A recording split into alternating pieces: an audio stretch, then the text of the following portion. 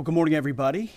Just arrived last night back from NATO, 2 days apart from my battle buddy, so it's good to see him this morning. Good to see you, Mr. Chairman. You too, sir. Where there was a historic outcome. I want to start with that real quick. I think there's so much news, so many things happening that oftentimes big, momentous moments get missed. What President Trump accomplished in NATO yesterday was game-changing and historic. A shift in burden sharing to European responsibility in NATO that most would have said was impossible at the beginning of his term. But he said NATO needs to pay up. They started in the first term, and here in his second term, we've accelerated that. 32 NATO countries committed to spending 5% of their GDP on defense, on actually investing in the NATO alliance. So I hope with all the ink spilled, all of your outlets find the time to properly recognize this historic change in continental security that other presidents tried to do, other presidents talked about. President Trump accomplished it. It's a huge deal.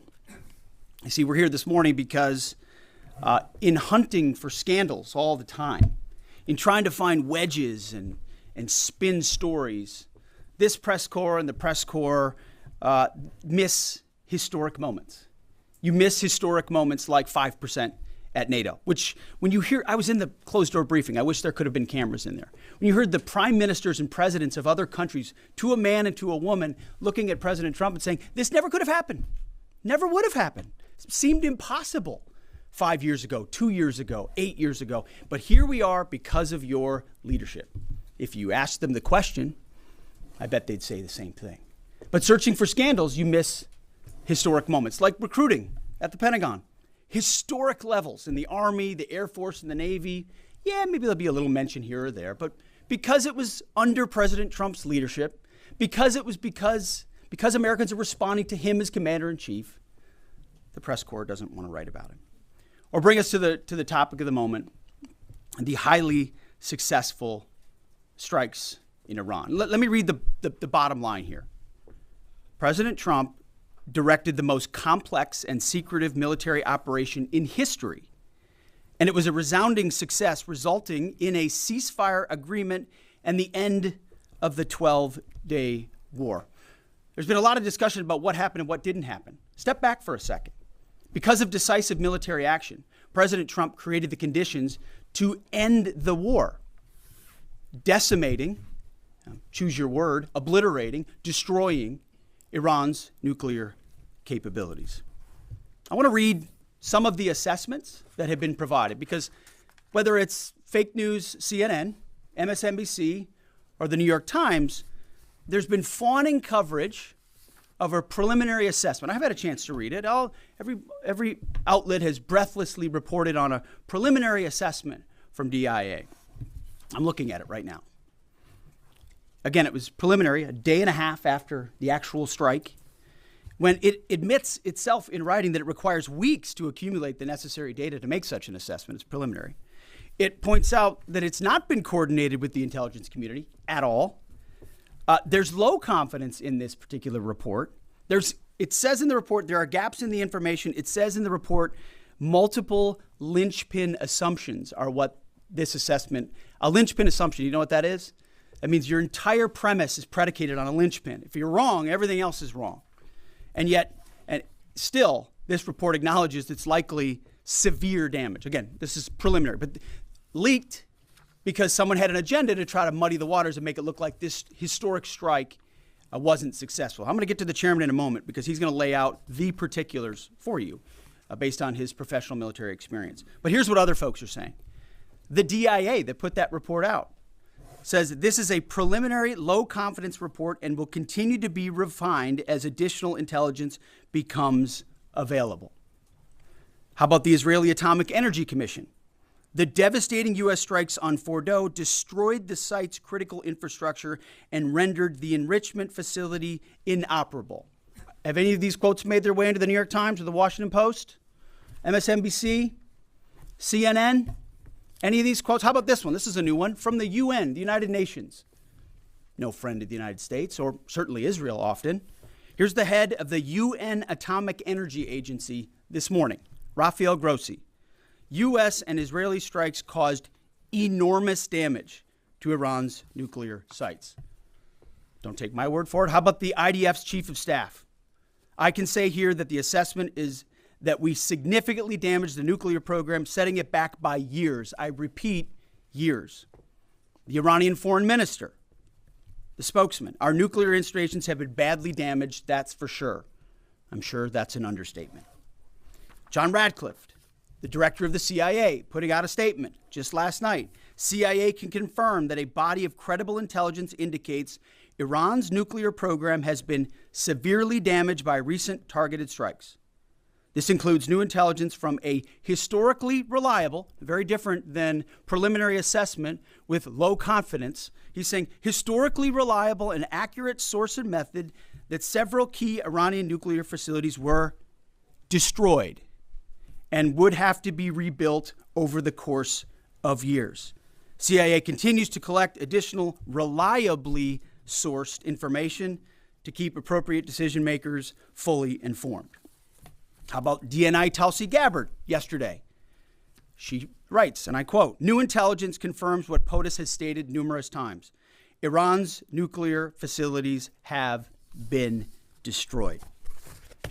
Institute for Science and International Security President David Albright, overall, Israel and U.S. attacks have effectively destroyed Iran's centrifuge enrichment program. Time and time again, I can go down the list. Those that understand, those that see, those that do proper assessments recognize that what the United States military did was historic. And again, before I pass it to the chairman, because you, and I mean specifically you, the press, specifically you, the press corps, because you cheer against Trump so hard, it's like in your DNA and in your blood to cheer against Trump, because you want him not to be successful so bad, you have to cheer against the efficacy of these strikes. You have to hope maybe they weren't effective. Maybe the way the Trump administration has represented them isn't true. So let's take half-truths, spun information, leaked information, and then spin it in every way we can to try to cause doubt and manipulate the public mind over whether or not our brave pilots were successful. How many stories have been written about how hard it is to, fly a plane for 36 hours? Has MSNBC done that story? Has Fox? Have we done the story how hard that is? Have we done it 2 or 3 times so that American people understand? How about how difficult it is to shoot a drone from an F-15 or 16 or F-22 or F-35? Or what it's like to man a Patriot battery? Or how hard it is to refuel midair? Giving the American people an understanding of how complex and sophisticated this mission really was. There are so many aspects of what our brave men and women did that because of the hatred of this press corps are undermined because your people are trying to leak and spin that it wasn't successful. It's irresponsible. And folks in this room are privy to that information because of the proximity here in the Pentagon. It's an important responsibility. And time again, classified information is leaked or peddled for political purposes to try to make the president look bad. And what's really happening is you're undermining the success of incredible B-2 pilots and incredible F-35 pilots and incredible refuelers and incredible air defenders who accomplished their mission, set back a nuclear program in ways that other presidents would have dreamed. How about we celebrate that? How about we talk about how special America is, that only we have these capabilities? I think it's too much to ask, unfortunately, for the fake news. So we're used to that. But we also have an opportunity to stand at the podium and read the truth of what's really happening. And the reality is you want to call it destroyed, you want to call it defeated, you want to call it obliterated, choose your word. This was an historically successful attack, and we should celebrate it as Americans. And it gives us a chance to have peace, chance to have a deal, and an opportunity to prevent a nuclear Iran, which is something President Trump talked about for 20 years, and no other presidents had the courage to actually do. So with that, I want to hand it over to the chairman of the Joint Chiefs. They've done technical analysis on this, not just on the strike, but but also on our Patriot defenders on Al Udeid. And Mr. Chairman, I'll hand it over to you. Good morning. Thank you, Mr. Secretary, and good morning, and all of you. Thank you for being here. As a follow-up to my comments on Sunday's press conference, I wanted to give you a few updates this morning on something I'm honored to do as a chairman, and that's a chance to get to talk about some of our service members and the incredible things that they do on behalf of our nation. And I apologize ahead of time for the length and the detail. Today I'm going to brief you on a couple things. First, I'm going to talk about our air defenders at Al Udeid in Qatar and their actions on Monday. Then I'm going to walk you through a little bit about the academics that went into the attack against Fordow, the massive ordnance penetrator weapon, and we're going to show a video that highlights the effects that weapon has. Of course, nobody was down inside the target, so we don't have video from the target. First, on Monday. As the President has stated, on Monday morning we began to receive indications and warnings that Iran intended to attack U.S. bases in the region. That morning, building on the work that CENTCOM Commander Eric Kurilla had done, and on the orders of the President, at Al Udeid Air Base in Qatar and around the region, we assumed a minimum force posture. Most folks had moved off the base to extend the security perimeter out away from what we assessed might be a target zone, except for a very few Army soldiers at Al Udeid. At that point, only 2 Patriot batteries remained on base, roughly 44 American soldiers responsible for defending the entire base, to include CENTCOM's forward headquarters in the Middle East, an entire air base, and all the U.S. forces there.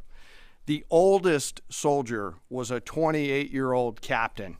The youngest was a 21-year-old private who'd been in the military for less than 2 years. So let's put ourselves out there for a second. Imagine you're that young first lieutenant, you're 25 or 26 years old, and you've been assigned as the tactical director inside the command and control element. You, at that age, are the sole person responsible to defend this base. Listening next to you is your early warning operator, whose job is to notify you of imminent attack. There's 5 people inside a vehicle and 5 people outside of a vehicle around these, a total of, as I said, 44.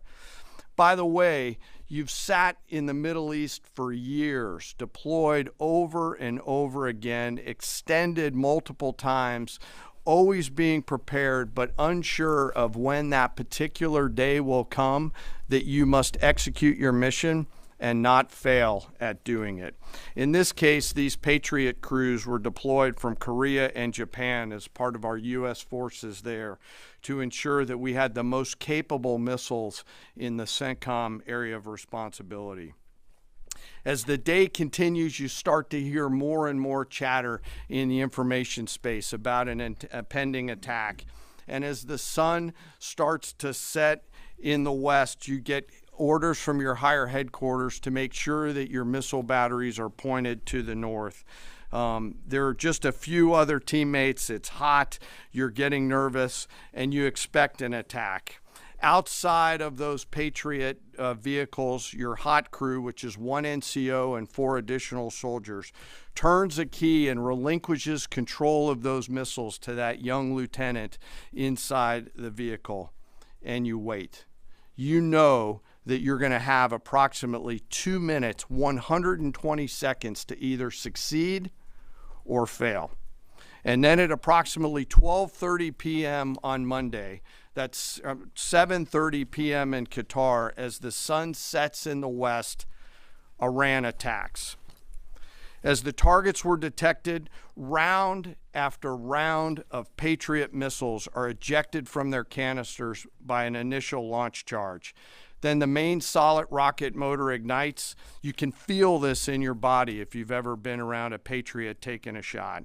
And round after round goes out and guides against those missiles coming inbound.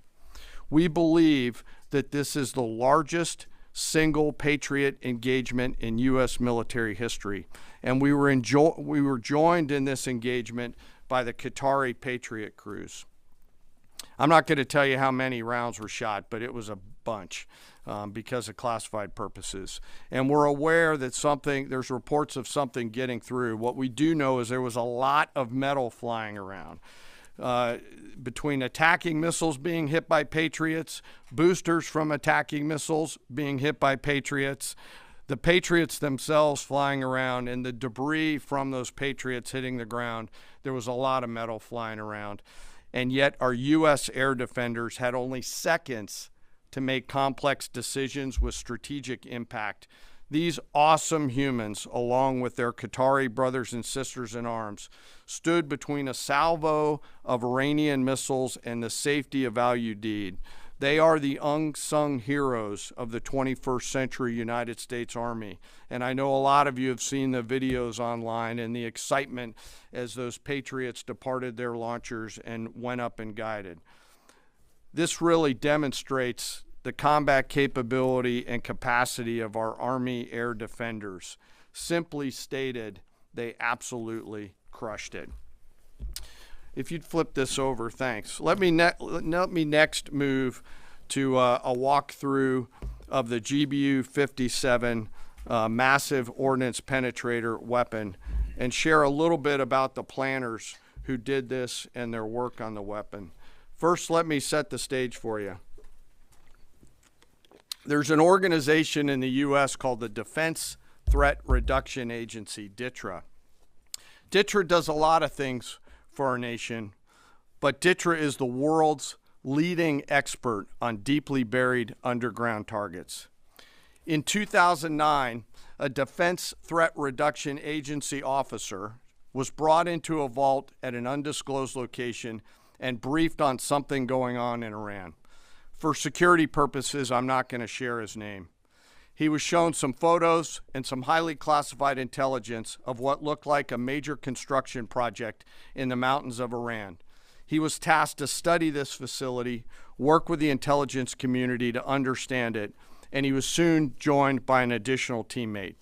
For more than 15 years, this officer and his teammate lived and breathed this single target, Fordow, a critical element of Iran's covert nuclear weapons program. He studied the geology. He watched the Iranians dig it out. He watched the construction, the weather, the discard material, the geology, the construction materials, where the materials came from. He looked at the vent shaft, the exhaust shaft, the electrical systems, the environmental control systems, every nook, every crater, every piece of equipment going in and every piece of equipment going out. They literally dreamed about this target at night when they slept. They thought about it driving back and forth to work, and they knew from the very first days what this was for. You do not build a multi-layered underground bunker complex with centrifuges and other equipment in a mountain for any peaceful purpose. They weren't able to discuss this with their family, their wives, their kids, their friends, but they just kept grinding it out. And along the way, they realized we did not have a weapon that could adequately strike and kill this target. So they began a journey to work with industry and other tacticians to develop the GBU-57. They tested it over and over again, tried different options, tried more after that.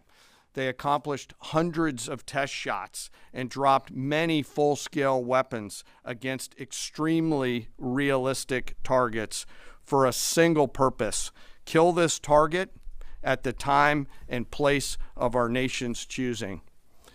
And then, on a day in June of 2025, more than 15 years after they started their life's work, the phone rang and the President of the United States ordered the B-2 force that you've supported to go strike and kill this target. Yesterday, I had the incredible honor and privilege of spending time with these two Defense Threat Reduction Agency officers who've given so much. One of them said, quote, "I can't even get my head around this.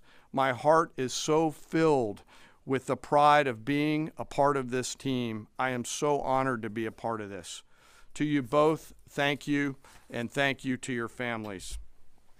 Operation Midnight Hammer was the culmination of those 15 years of incredible work. The air crews, the tanker crews, the weapons crews that built the weapons, the load crews that loaded it. Before I run through this video today, I want to talk a little bit about weaponeering and what goes into an attack. Weaponeering is the science of evaluating a target. I mentioned all of those factors before that these two DTRA officers had thought about. Ultimately, weaponeering is determining the right weapon and fuse combination to achieve the desired effects and maximum destruction against a target. In the case of Fordow, the DTRA team understood with a high degree of confidence the elements of the target required to kill its functions, and the weapons were designed, planned, and delivered to ensure that they achieve the effects in the mission space. By the way, in the beginning of its development, we had so many PhDs working on the MOP program, doing modeling and simulation, that we were quietly and in a secret way the biggest users of supercomputer hours within the United States of America. So let me talk about the graphic a little bit. And the GBU-57, which all of you I know is a 30,000 pound weapon dropped only by the B-2. It's comprised of steel, explosive, and a fuse, programmed bespokely each weapon to achieve a particular effect inside the target. Each weapon had a unique desired impact angle, arrival, final heading, and a fuse setting. The fuse is effectively what tells the bomb when to function. A longer delay in a fuse, the deeper the weapon will penetrate and drive into the target.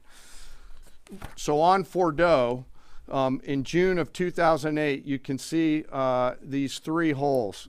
Depicted here is the main exhaust shaft with two additional ventilation shafts on either side.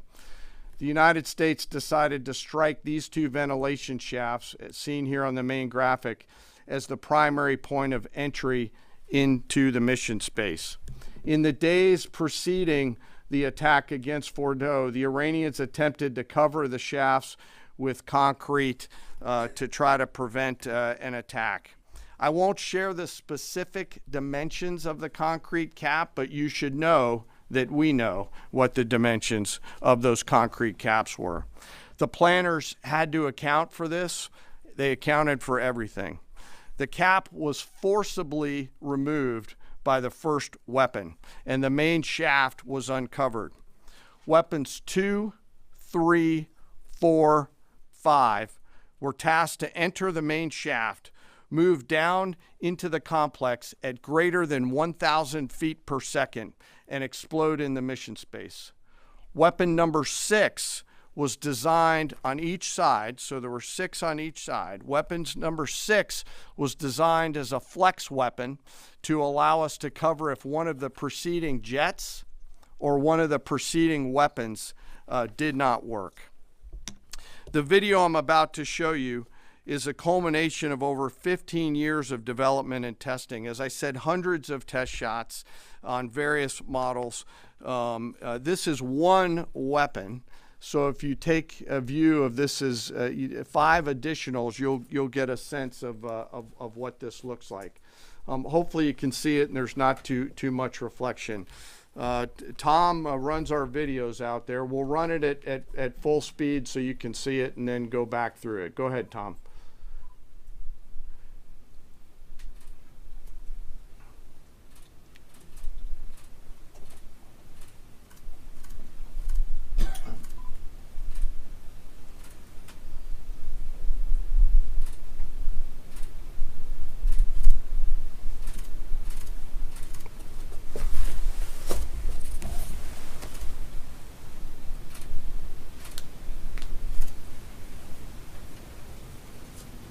Keep it going for a minute. You'll see inside the mission space.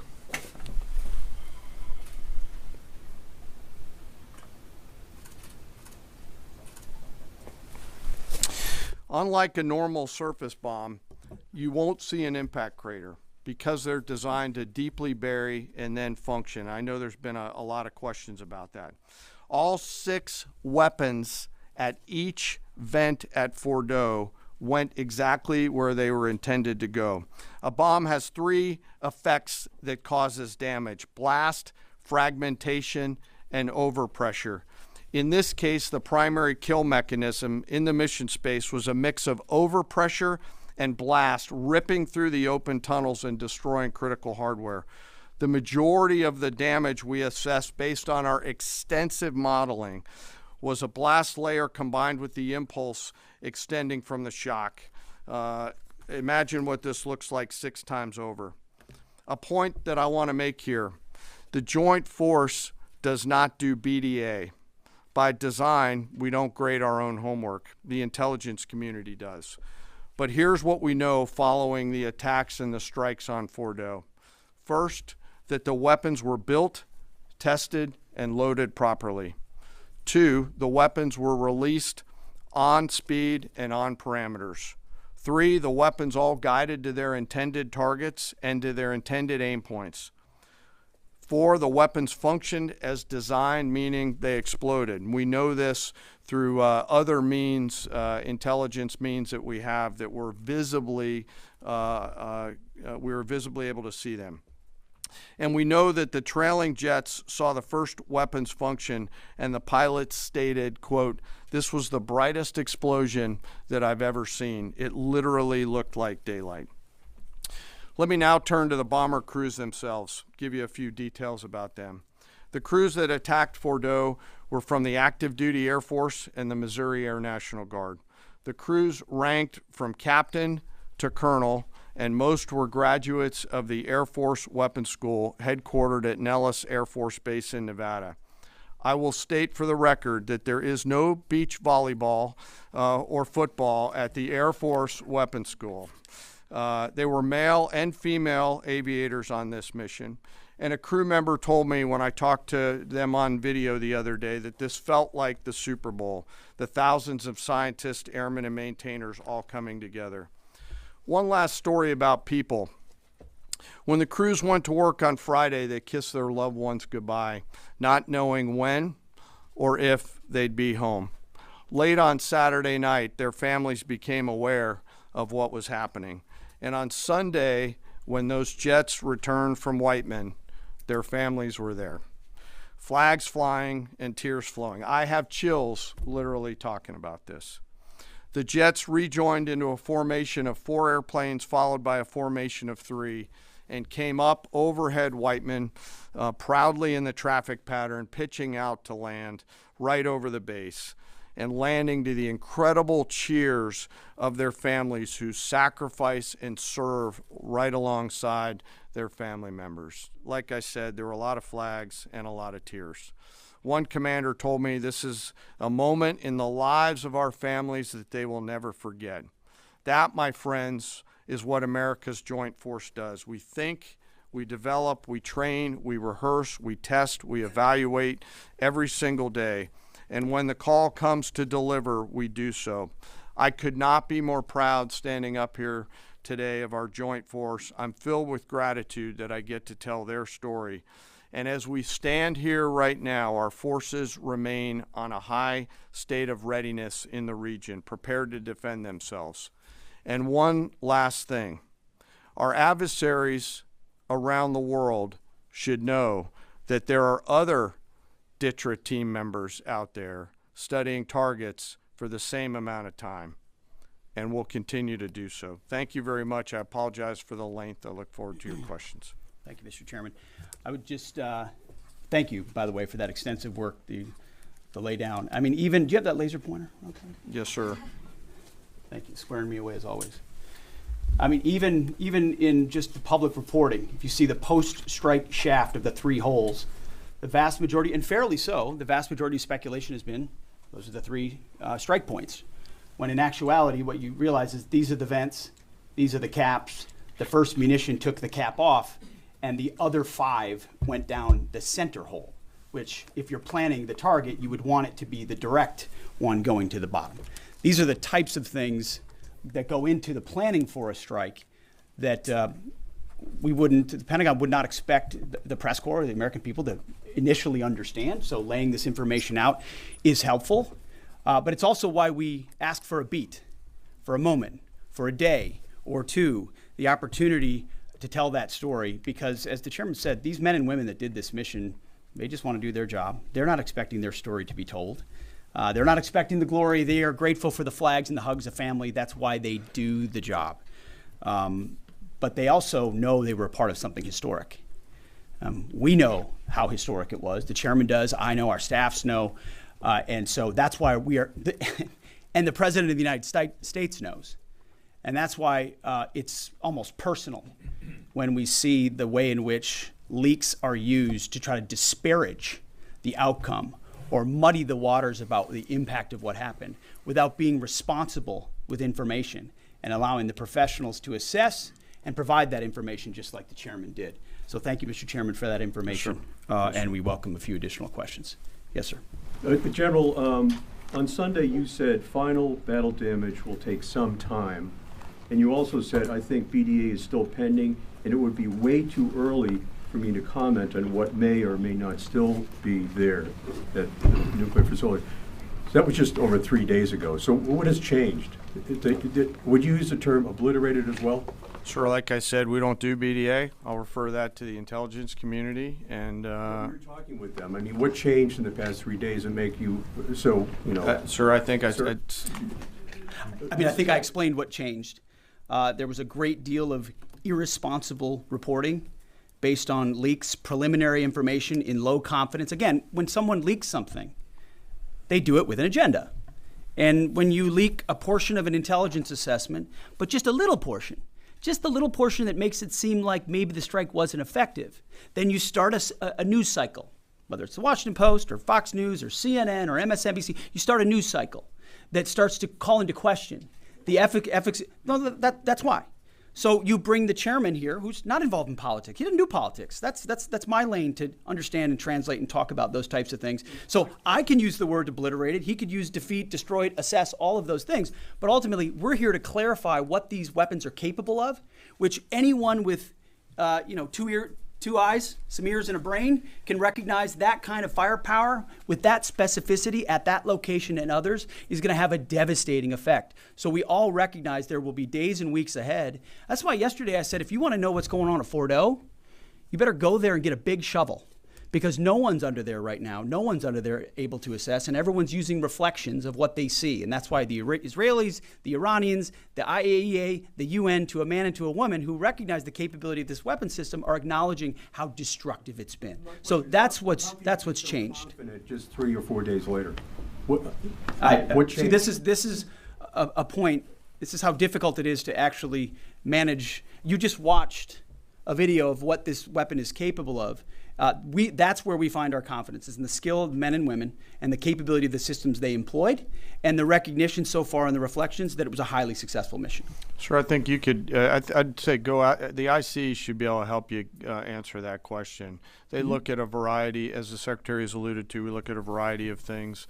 I don't do that, they do. All different sources of intel, which I'd refer you to them to get clarity on the end state. So again, I go back to the IC, whether it's Director Radcliffe or ODNI Gabbard. I read the statements at the beginning. They're the ones aggregating the intelligence, and they're saying nuclear facilities were destroyed and would have to be rebuilt over a number of years. Facilities were destroyed.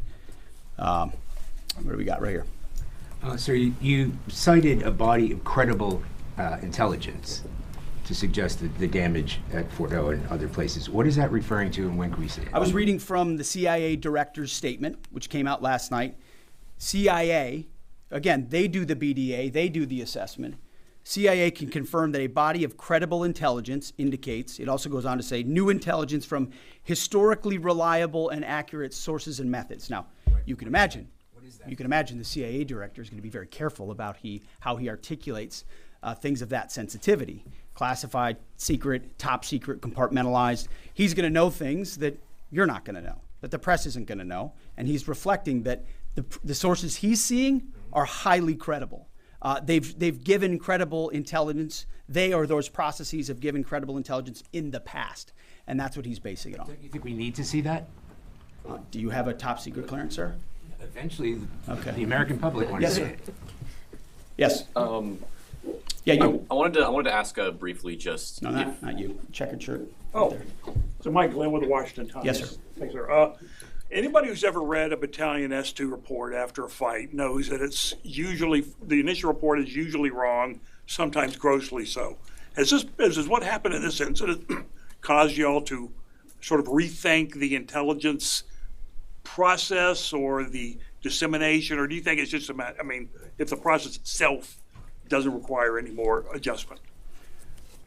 Well, I can tell you what the chairman told me in the Situation Room and reminded us all, which is alongside what you just said, sir, is that the first reports are almost always wrong. They're almost always incomplete, right?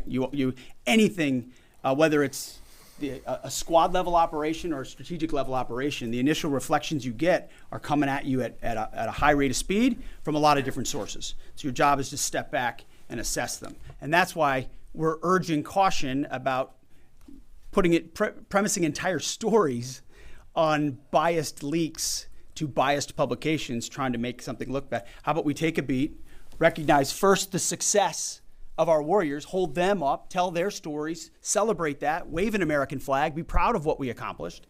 And in the meantime, I can assure you, the chairman and his staff, the intelligence community, our staff and others are doing all the assessments necessary to make sure that mission was indeed successful. Yes, right there. Sir, thank you, Mr. Secretary. Iran has recognized that their nuclear program was indeed severely damaged, but they also said that the U.S. strikes only strengthened their ability and their determination to complete their nuclear program. How do you respond to that, sir? Is that a provocation from Iran? Well, I would say Iran's going to have to say a lot of things right now in order to bolster their image, especially internally. You know, in the media, there's a lot of things they'll say for domestic consumption. But we're watching very closely what they do.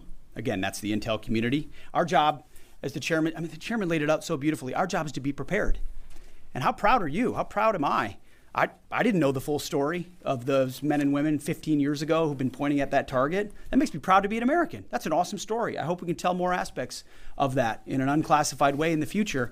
That's a great thing to know. Our job is to be prepared when the commander-in-chief calls based on those assessments. So, of course, our IC, the Intelligence Committee, will keep watching what Iran does and pay attention to that. But the president has created the contours, the opportunity for a deal, for peace, in something that the world said was intractable, that wasn't possible.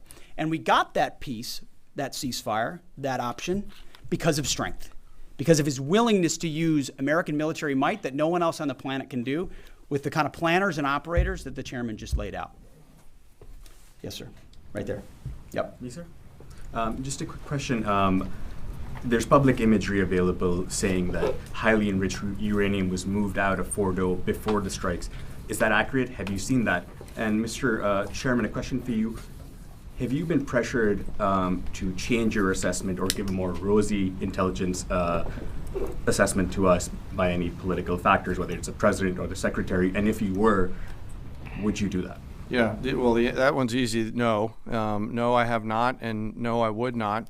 My job as the chairman is to offer a range of options to the president and the National Command Authority to deliver the risks associated with each of those, and then take the orders of the National Command Authority and go execute them. I've never been pressured by the president or the secretary to do anything other than tell them exactly what I'm thinking, and that's exactly what I've done. There's nothing that I've seen that suggests that we didn't hit exactly what we wanted to hit in those locations. That's not the question, though. It's about highly enriched uranium. Do you have certainty that all the highly enriched uranium was inside the Fordow mountain, or some of it, because there were satellite photos that showed more than a dozen trucks there 2 days in advance?